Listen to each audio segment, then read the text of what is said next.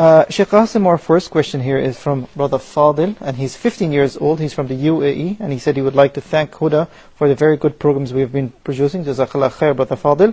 He says, my first question is, playing chess, halal or haram? بسم الله الرحمن الرحيم الحمد لله رب العالمين صلى الله وسلم وبارك على عبده ورسوله الأمين نبينا محمد وعلى آله وصحبه أجمعين. The ruling on playing chess is an issue of dispute among scholars. Some scholars said that playing chess, like any other recreational game, that has no benefit except wasting time, and in a lot of cases wasting prayers, so that people who are engaged into it are so possessed by it, they may postpone or delay praying prayers on time. And that is why they look at such games to be a waste of time and means of neglecting remembering Allah Azza wa Jal. Other scholars say that chess especially gives boost to the intellect, because it builds in the individual how to strategize his moves and how to think in advance.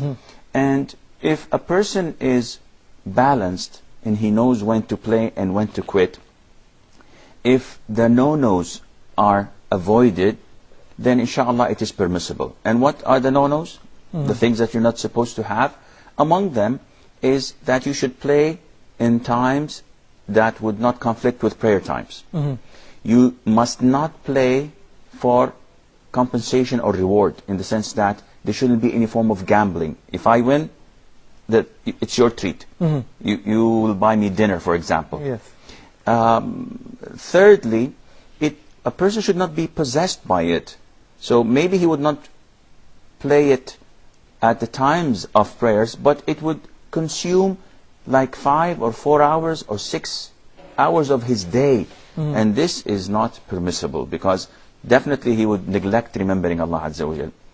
And fourthly, some of the scholars, like Sheikh Al Albani, may Allah have mercy on his soul, said that if we remove the horse head, because it's a statue, it's a living creature, if we break it or remove it and replace it with something that does not simulate the creation of Allah, then inshallah it is permissible with the previously mentioned conditions. But can we take the same ruling for other games? Once it fall into the category that you just mentioned, it's okay?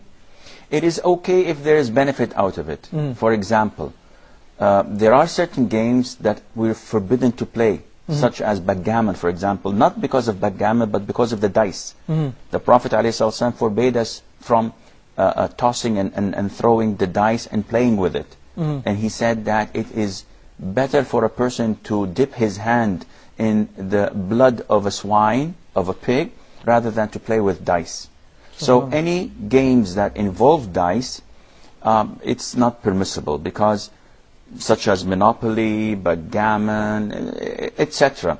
There are nowadays new Islamic games, like the game of life, I think. It's a new game now that just recently was produced, and it is a nice game that takes a child from childhood into his marital life, and how to gain reward, how to walk to the masjid.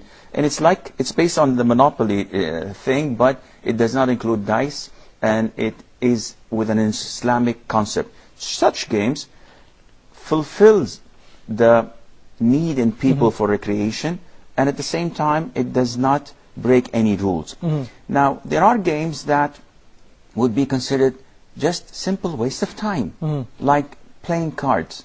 So if you play cards, I'm not talking about poker or something that is haram, totally haram because of the gambling in it. I'm talking like normal card playing. So if it involves wasting time and it involves being possessed with it, it takes the ruling of haram, that it is forbidden, not allowed. But if someone does this like once a week, once he gathers with his family or with his friends for half an hour, for an hour, inshallah this comes within the permissible things, providing that we try our best to limit ourselves to the Islamic way of doing it, which is even the deck of cards. You have a jack, a queen, and a king, and they all have faces. So it is recommended that it wouldn't take anything from you. You just put a marker on the face, and inshallah, that would do the job.